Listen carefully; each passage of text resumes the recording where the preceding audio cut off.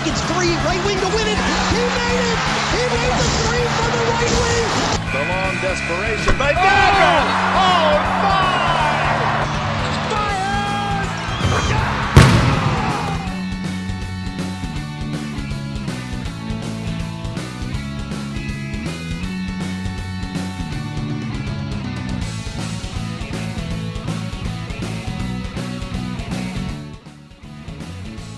Beware the Ides of March, so said the soothsayer in the play Julius Caesar by William Shakespeare. Hey, how about that? A bit of a foreshadowing moment from that play. And guys, it is on. Welcome to March Madness. This is here. This is not a mirage. We are live. So pick up your phone, make an Instagram post, send a Snapchat, tell your friends that the sexy beasts are back, baby.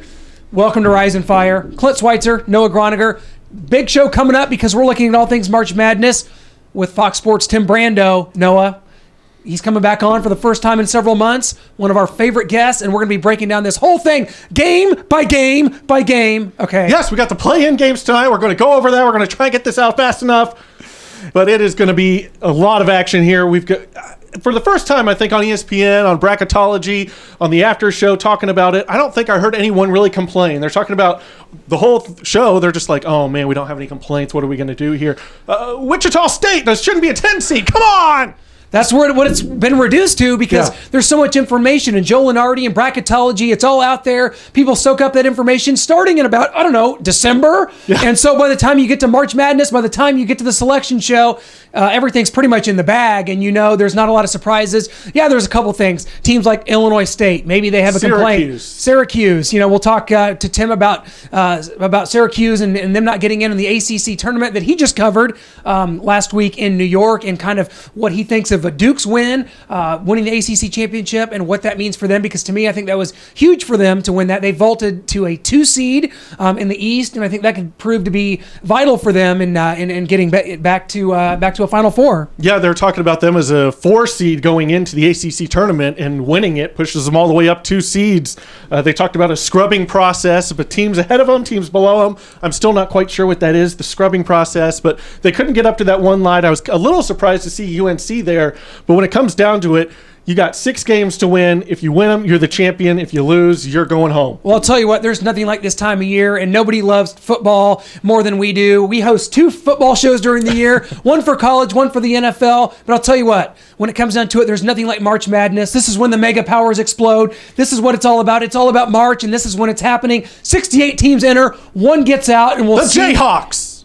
Well, we're going to definitely talk to Tim Brando about Kansas. They're 1 seed despite losing to TCU in the second round of the Big 12 tournament. Kansas gets the 1 seed. A lot of smoke around that program. And, Josh Jackson, some of his improprieties. Vandalism, a 16-year-old girl in the athletics dorm, and a possible rape situation there. Nope. And serving alcohol to a minor. Just all this gets washed under the rug. Everyone's playing. Bragg's there. Mason's there. Josh Jackson's there. Everything's A-okay. I don't know why you keep bringing up this crap, as Bill Self called it. Of course he would say that. Yes. I'll tell you what, this also looks like a Kansas team that could very well falter early in this tournament. Oh, yeah. Look at the scenario. I mean, I know, and we're going to ask Tim Brando about it because he covered the ACC tournament.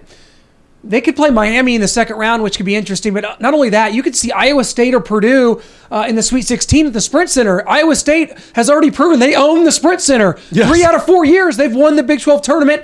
I might pick Iowa State if that game were played today. Now, all the teams got to get there. That's what this was great about this tournament. Could be upsets abound. I know a lot of people are talking about them. When it comes down to it, you might as well throw a dart at a map at NCAA team logos, and that's how you should pick your bracket. Don't come to us for that because you'll just wind up in last place in your pool. A lot of people might be aiming somewhere. I'm aiming down towards the west. Gonzaga, I missed. I hit Arizona. Oh, that's what everybody's picking. We're going to talk to Tim Brando about the Gonzaga Bulldogs, the 1 seed in the West. Looks like a pretty good path for the Bulldogs. 1 seed in the West. Everyone's just riding Arizona right. They are. When they played early in the season, they didn't have Alonzo Trier. They didn't have Parker Jackson Cartwright. So everyone's just assuming that it's a foregone conclusion. They're right there. You've got West Virginia, Notre Dame, some other strong teams in the West. So it's definitely going to be interesting, but it does look like an easy bracket for either Gonzaga or Arizona to get right through. I think you could be right. And we want to welcome our guest at this time here on Rise and Fire Hoops Talk. It is Fox Sports' Tim Brando. Tim just got done covering the ACC tournament in Brooklyn. And I tell you what, Tim, this is a great time of year. It is March Madness, nothing like it. I guess beware the Ides of March, as they say, right? Yeah, no question. And for me, the ACC tournament, the last 3 days to have the games that I had, they were pretty incredible. Miami cost Syracuse a bid, and then you had Duke beating Louisville in a game that could have been the championship, and then Carolina and Duke, the third game, the rubber match, another game that could have been a championship, and then the Notre Dame game, which was, very well contested all the way down to the end. And for me, I'll be the number one consumer of the NCAAs as they begin tonight in the first four, but I'm happy. I'm a little bit, my voice is really, getting a nice break, and I'm hoping to get on the golf course here in the next day or two. Absolutely. I can't beat that. But you mentioned Syracuse going down to Miami. What did you think of that? Do you think they have a gripe with the NCAA? They did have 3 wins over top 10 teams at the time. Yes, they were 2-11 on the road. That is horrendous, but they do have those big wins that other teams just don't have on their resume. Yeah, but they got them all at the Carrier Dome. Yeah. And a year ago, they were very fortunate to get in with a very similar record. Now, that granted, they went all the way to the Final Four. It's all about matchups. But, they lost to Pitt in the opening round of the ACC last year, and a lot of us thought they weren't going to get in for very much the same reason. They did have bad losses to go. You talk about the big wins over the top 10s at the time, and I think they were 6-8 against the RPI 100. But they also lost by 33 at home to St. John's. That's a bad loss. Oh, yeah. They also lost to Boston College. That's a really bad loss in the ACC. So, that evens it out a little bit. And, frankly, the other teams that were in similar positions in power conferences that got in all did damage in their tournaments. Vanderbilt had a big win to get to the semifinals of the SEC. I think that was a significant win for them against South Carolina. It was Florida they beat. Yeah. And then you had Xavier. You had Xavier winning against Butler at the Garden in New York in the quarterfinals. I happened to go over and drive over there. Actually took the subway over there for the game Thursday night after I did my games in the ACC. And that was a very important win for Xavier because they had really stumbled and bumbled through the last month in conference play. There are only 2 wins coming against DePaul. So, the other teams that were on the fringe in the power conferences that got in did a little damage in the last week of the season or in their conference tournaments. And Syracuse just needed to beat Miami, and they didn't get it done. Yeah, absolutely. And I kind of got a 2-part question for you here. You talked about the ACC tournament and what an event that was in Brooklyn. I mean, coming away from Greensboro where it had been there for so long, just kind of talk about the tournament itself and how Brooklyn was able to handle that. It looked like a great environment. And how big was it for Duke? Maybe of any team in the ACC other than Syracuse that needed a win to get in, Duke vaults all the way up to a 2 seed. A lot of people thought they could be a 1, but here they are a 2. They win the ACC championship. Just kind of talk about how the event was and how big it was for Duke to walk away as ACC champions this year. Well, very important to do it for the first time in the history, 4 games in 4 days, and to beat the top seed and to beat Louisville, another team that's now, on the 3 line in the NCAA tournament, and then Notre Dame, a team that conceivably could have won the championship and is on the 5 line in the NCAAs. I mean, these are big, big wins for a team that had lost 3 of their last 4 games in the conference. Frank Jackson has taken the reins at the point. Grayson Allen, we could say it's been turbulent, enigmatic, whatever you want to call it, but after the disastrous game against Clemson when he got a technical and almost really cost his team, he played exceptionally well the last 3 games, had back-to-back 18-point performances and then the 11-point game against Notre Dame. So, listen, Duke's still got some holes. I think Harry Giles came of age in the closing moments of the North Carolina game when they really needed him. Emil Jefferson was in foul trouble and eventually fouled out. And without a doubt, Tatum and Luke Kennard are carrying the team offensively as two real good go-to guys. So, and Duke loves playing in New York. I really foresee in their region, that it's not always just about the seed you get. Lots being made over Carolina getting the 1 and Duke beating them twice and winding up 2. But, I would suggest that the Duke opportunities here from a matchup standpoint are pretty good. They're in a pretty good position, I think, all the way to the Elite Eight, where they'll probably play Villanova at Madison Square Garden. What a great environment that will be. Both teams very comfortable playing in New York. I like Villanova to win that game because of their experience. Duke's really good, but they're also really young. And the first time these guys get on that stage in the one-and-done environment that is the NCAAs, I think it's going to be advantage Villanova against a team like Duke when they eventually do play. But I think it's all about matchups, guys. Yeah. Seeding, we all make a big deal out of it, but I think it's about matchups. In the end, it's about, how do you match up against the team on the next line against you?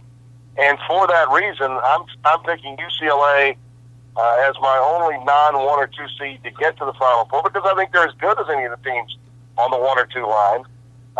And matching up against, I think, potentially teams like Kentucky and teams like North Carolina, they play the way UCLA does. And I just think UCLA is better than they are in terms of overall firepower, weaponry. 6 guys all averaging in double figures, and arguably the best player in the tournament, Lonzo Ball. So I'm picking UCLA, Kansas on one side, and Villanova, Arizona on the other. Well, you talked a little bit about Notre Dame, and that's going to be a tough matchup for anyone in that West region. But what do you make of that region? You've got Gonzaga, you've got Arizona, West Virginia, Notre Dame I mentioned. Is this the year that Gonzaga finally pushes through and can make a run? It seems like everyone's just kind of handing it to Arizona right now. They played earlier this season, Gonzaga and Arizona, but Parker Jackson Cartwright didn't play, and neither did Alonzo Trier. So that's kind of going in the favor of Arizona this time around. Yeah, it is. I think Arizona's just too powerful in too many positions. The team that the Zags had last year with all those bigs, Sabonis and so much more, I thought that was their best chance with that team that had the really big front line. Now, their guard play is tremendous. Gonzaga's guard play is tremendous. But, a guy like Lavar Markkanen is, again, one of the best players. He'd be right there behind Lonzo Ball as one of the best players in the tournament field. I think Gonzaga is fine until they get to Notre Dame. Notre Dame's going to give them a lot of trouble because of the way they play. And I think that over time, just, sweating it out to get through where they are. And listen, Northwestern, the winner of that Northwestern-Vandy game, in my opinion, is going to be Northwestern. So that won't be a cakewalk. Then I think Notre Dame will take a lot out of the Zags. And then ultimately, I think Arizona will clip them. That's how I see the West working out. And I also have my number 1 sleeper out West. I think Florida Gulf Coast is going to crack through to the Sweet 16, beating Florida State, and potentially the winner of that Maryland-Xavier game in the next round. Hey, it wouldn't be the first time in that regard. And I have to ask you about a team near and dear to, not near and dear to us. I bet made a grave mistake by saying that, because I'm talking about Kansas here. Near, maybe. They are near, but not necessarily dear. But let's look at them as they're a 1 seed. They lost in their tournament to TCU. There's been so much smoke, Tim, around this team all year. I'm not sure kind of what all you've heard about as far as some of the problems surrounding the program, but Bill Self's done a really good job getting this team ready to play, winning a 13th straight Big 12 title, but they've won a lot of close games, a lot of games down to the final possession. This is a team, but it's a region. It looks like they may have a chance to break through, get to the Final Four. You've got them in there. Obviously, you see them playing without, with these distractions, not really deterring them. Is that kind of how you see it with Kansas? Well, location helps. Tulsa and Kansas City, right? Yeah. Yeah, it helps a lot. That's part of it for me. The other part is guard play. I mean, you still got the best guard. I mean, Lonzo Ball's the best all-purpose player, but I think the best guard play is in Kansas. And how Josh plays and what goes on there, we'll see. But, Bill is the ultimate package in terms of preparing a team for the tournament. I think what happened to them in the Big 12 tournament is a little bit of a wake-up call, and they'll react accordingly. I'm sort of counting on that. They will be, the draw is tough. I mean, tough. Miami is the kind of team that can give you trouble. Purdue with Swanigan inside, another problem, really well-coached team. And then, the potential is there to meet Louisville, in the Elite Eight if chalk holds. And even if it doesn't, you're talking about either Oregon or Michigan. So it's not going to be easy. But I like Kansas to come out of the Midwest. Yeah, and then also could see Iowa State there if they're able to get past Purdue. That could be an interesting matchup as well. But, kind of deterring from the NCAA tournament just for a moment. We got some coaching jobs open here, Tim, and obviously you're very familiar with LSU. In fact, last time we talked to you, Les Miles was just fired at LSU. But I want to ask you about a team that's, in our backyard, the Missouri Tigers. Obviously, they're in the midst of a coaching search. 3 years with Kim Anderson. It just really did not ever get off the ground for whatever reason. Now Missouri's looking for a new coach. A lot of speculation, but what I wanted to know from you is what kind of a job is Missouri at this point? Is it a job that can lure a top candidate? Can it become, a good program again like it had been so many years in the past? I think Missouri's got a great chance of rebounding with the right guy. But it has to be the right guy. You're next door to self. The recruiting circumstances in that part of the country, not always the easiest. So you got to have a guy that will not shy away from going after the biggest and best players that you can possibly get your hands on. And that changes the dynamic of the Missouri job immediately. But it can be done there. It has been done in the past. I think that the fan base is going to be a lot quicker to turn around and make for a wonderful atmosphere there than, say, for instance, the LSU job ever would in Baton Rouge. I mean, even when John Brady's team went to the 2006 NCAA Final Four, they had 4 starting of the 5 that were from Baton Rouge, and they only had 1 sellout all year. Yeah. I mean, it's a football job, it's a football town, and when they're not talking about spring football, they're talking about their baseball team. It's really a struggle for basketball to get noticed. A lot of the media in South Louisiana is anti-basketball. I know. I lived it. I was one of the few that trumpeted college basketball when I was there in the 80s when Dale Brown had it really going, and his team was beating Sunvolt and Stepanovic in 1980 in the Elite Eight to go to the Final Four in 81. And those teams were great teams, and LSU's had great teams since then. Back into the early 90s when Jackson and Stanley Roberts and Shaq were there. But, since Dale left, they've had a smattering of good teams here and there. The Strohmile Swift run for Brady, the team that last made a little bit of a dent was Trent Johnson's team, which was really a holdover from the talent personnel that John Brady brought in. They got knocked out by North Carolina. I think that was in 2005, if memory serves me correctly. They've not been relevant really since. Actually, that was more like 2008, 2009, so I'm a little bit off. But it's been 6-7 years now since LSU's been any good. And their program, while it has a tremendous history, I don't know that the fans or even some of the media really recognize that history. And the situation, as I mentioned to you during football season, with their administration is still in flux too. So I give Missouri the edge in terms of how good are the jobs. I'd say Missouri's better, and I'd say they're in a better position to get a quality coach because of the leadership that they have at the athletic director position where it comes to basketball. Joe Oliva has shown no sign of being able to get what he wants in football. That's why he had to wind up hiring, Ed Orgeron. And I don't see any reason to believe that he would be able to get the basketball coach that he deems worthy. So I give Missouri the nod over LSU with regard to the potential of turning it around quickly. It's definitely going to be exciting to see in the coming months, especially after March Madness ends, what the coaching search kind of ends up with. But you've talked a lot about Lonzo Ball with UCLA. What about his dad, Lavar Ball? He's had a lot of off-the-cuff statements here saying Steph Curry is worse than his son. Lonzo Ball's already better than Steph Curry. He wants a $1 billion shoe deal for all 3 of his kids. Back in Lavar's heyday, he was better than Michael Jordan. He would have killed him one-on-one. Does this become a distraction at any point for Lonzo and UCLA?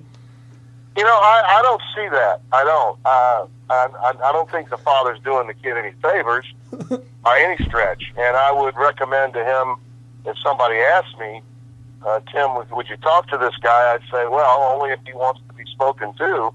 And if he did, I'd say, you might consider the possibilities of what you're doing here, not just to the one in college, but the ones that are coming up. You might be affecting the younger guys more than your son in college.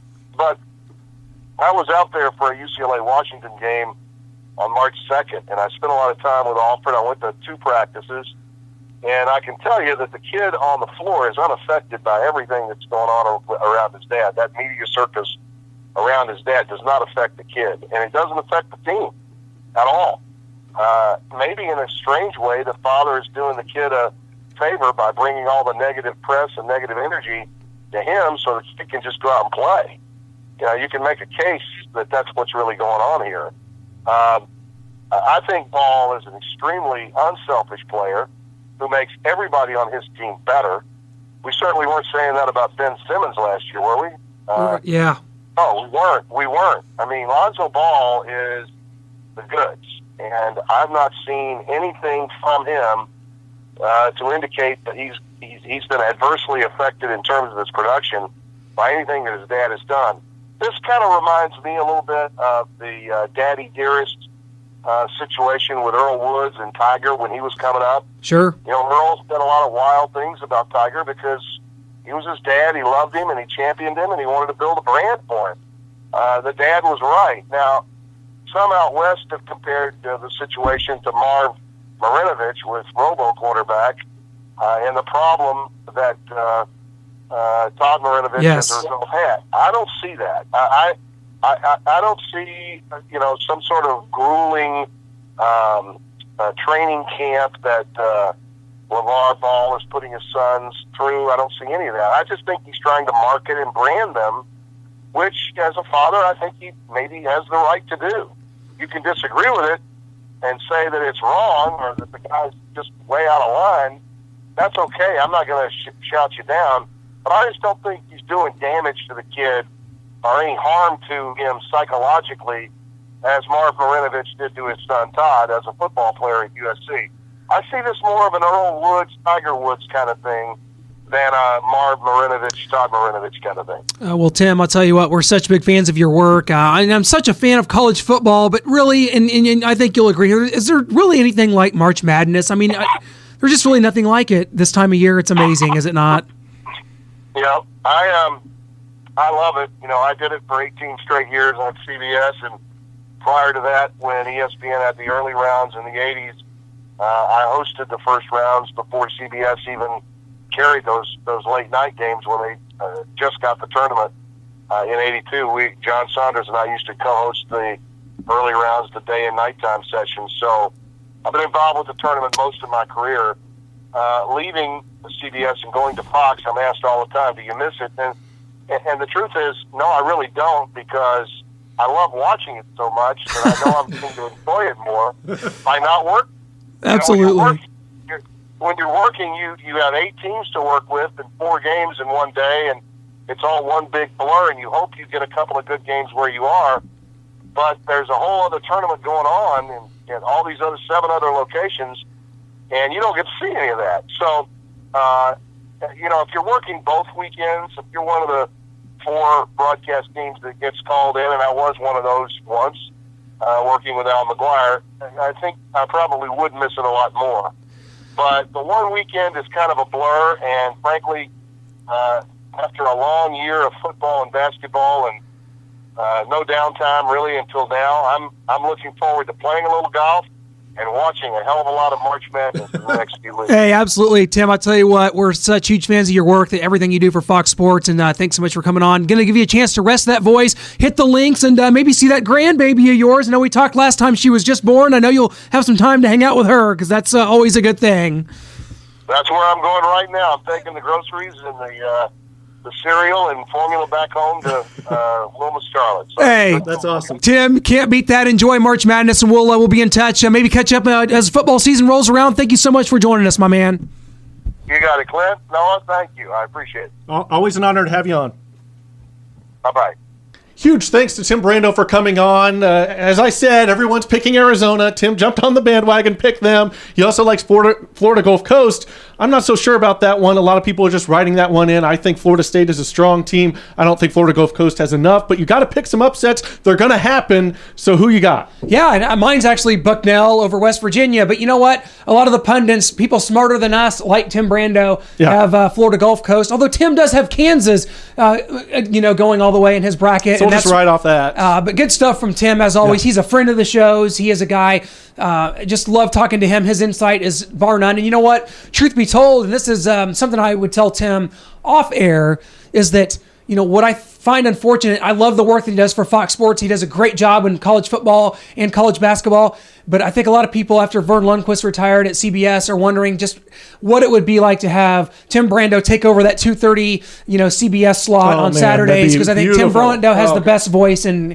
maybe in sports. He does. Him and Mike Patrick are my favorites. Mike Patrick, he looks like he's kind of on the way out, as Vern Lundquist was. So you would love to see Tim Brando be the main voice there, and that'd just be huge for college football to have a real voice. Who's going to fill that spot? Brad Nessler, I think, who it's going to be, which I like a lot. He's great, but he's good, but he's just no Tim Brando. That man just stands alone right now amongst the broadcasters, and he deserves the world at Fox Sports. He deserves to be given every opportunity to call whatever big game that they have. Absolutely. Yeah. When you think about it, and you think about, prior, he talked about doing NCAA tournament games and how, demanding that was and everything like that. But you think about Gus Johnson, you think about Tim Brando, in the 5-10 years ago and beyond. Yeah. Those were the voices that really, were the soundtrack of March Madness, and maybe I think that's gone Bill a little bit. Walton in the Conference of Champions. Don't even do that voice. I cannot stand Bill. Can't even do that voice. I gotta be wearing the tie-dye. I gotta be just bagging on you the whole time. We could do that. We could come up with a shtick. Kill Gonzaga all night long. Yes. While I'm talking about the Conference of Champions, Arizona and UCLA. Don't even get me started about Bill Walton. But hey, great stuff from Tim talking about the coaching searches. While some teams are gearing up for a run in March, there's others that are trying to find new directions. We talked about Missouri, LSU, NC State, Illinois are 4 programs right now. I don't know what kind of footing they're all on as far as who's going to get the top choice. Missouri and Illinois and NC State probably in no order there. Yeah. The top 3, and then LSU probably below that. This is so huge for Missouri. They have to get this right. They cannot afford to go 4 coaches and just kind of piddling out and be here in 3 more years or 2 more years looking for another coach. You have got to hit this. This is huge for them. They're such a storied program. I mean, with Norm Stewart, all those great years in basketball, and Mizzou's got to get back on track. In football, too, hopefully Barry Odom can gain his footing. It was just his first year, but you've got to get this basketball thing right. Such a proud, loyal fan base. Yeah, Tim talked about the fan base and how a good hire in this case could immediately get the fan base revved up. And Missouri's looking at right now. Jim Sturck, we don't know. A guy like Tom Crean's name keeps coming up. Quanzo Martin, guys like that. Scott You got to Drew. have faith in Sturck, though. You got to have faith that he's going to figure it out. You got to have faith that he's not going to be Mike Alden, who micromanaged the program and hired Kim Anderson and all the things he did. Frank Haith. Yeah. That can't happen, like you said. And you said it almost like. It's just funny the way you said it, because you said it almost like this cannot happen. It cannot continue to happen. Not at this program. Right. If you're talking about North Carolina State, the Wolfpack, they could get it wrong. They don't have the history. They have won a national title. Missouri hasn't. Missouri's just been there for so long, and just with Norm Stewart, such a good program and fan base. You feel for them, and you want them to get back on track so bad. Well, Missouri needs it, and I tell you what, guys, we are just gearing up, just like all of you are, for another unbelievable run in March. Hats off, as we're going to be watching your Gonzaga Bulldogs go, hopefully make their first Final Fours. Yes. We've had Matt Santangelo on our show a couple weeks ago talking about Gonzaga. Definitely would love to see that happen, because I think Miles Simon and some of the talking heads have it all wrong with Arizona and are diminishing what Gonzaga has done. I know they have a loss to BYU, but come on. Arizona's a great program. They're a great team. I can't fault them for all going with Arizona. Just Gonzaga's that's 1 and 2. It's going to be a great game when they face each other, if that does happen, if they can get through the muck with Notre Dame and West Virginia, or your Bucknell Bison. But I've seen him play like twice, maybe. Yeah, well, actually, just once. That's more than me. So. Okay, Final Four time. Feet to the fire. We're going to start with you. Final Four. Before we send you out here on the Rise and Fire Hoops Talk, let's get the Final Fours and let's get out. We got the bracket behind us. You probably can't see all the little names, but Oregon and UCLA. okay. And then I've got Villanova, Gonzaga. Okay. And out of that, Gonzaga, UCLA. Gonzaga gets revenge for the Adam Morrison game. You're going to regret that, you UCLA Bruins. Absolutely. Big meanies, toughies. I tell you what, I've got Villanova and Gonzaga as well, on the left side of the bracket, and on the right. You know, this is tough because as I look at it, I like UCLA, but I got Kentucky coming out of that region. I got Kentucky and Oregon out of the Midwest because it's sure not going to be Kansas. So we've got Oregon. I'm not sure about team-wise UCLA versus Kentucky, but Calipari can put them over the top. So I can't argue with it at all. I mean, you saw what Kentucky early in the year, and the fact they've won 11 straight games. Yeah. They're on a tear right now. De'Aaron Fox playing as well as anywhere. Oh, man. Fox is playing so well right now that Malik Monk has become sort of his sidekick. Yeah, secondary player. Are you kidding me? That's what you've got to look out for, and that's what I have in the Final Four, which means don't pick any of the teams that we just picked, because if you want to win your bracket pool, stay away from our predictions because it's rarely Arizona, Oregon, fruitful. Louisville, anybody else. Hey, we want to thank you for joining us here on Rise and Fire Hoops Talk. It's been a pleasure doing this all year. We will be back before this thing is wrapped up, and we're going to be doing more as the year goes on. Look for us on our new show, NFL Draft Lab. We're going to be breaking down some of the draft prospects coming into the NFL Draft, which takes place in just a little over a month, like a month and a half. I know, it's huge. I mean, I cannot wait. But hey, hit that subscribe button for YouTube. Become a subscriber to all our videos. We're also on iTunes. Subscribe to that. Listen to it while you're working out, pumping some iron. That's what I do. I listen to our show. No, it's weird, but I do. That's all right. It's different listening to it. I versus watching critique it on the everything video. you say. Nothing I say is wrong. But see, it's gone off the rails already. I've lost it. GASNsports.com. Thank you guys so much for joining us. Beware the Ides of March. I'll say it once. I'll say it again. Go Zags, Zag up.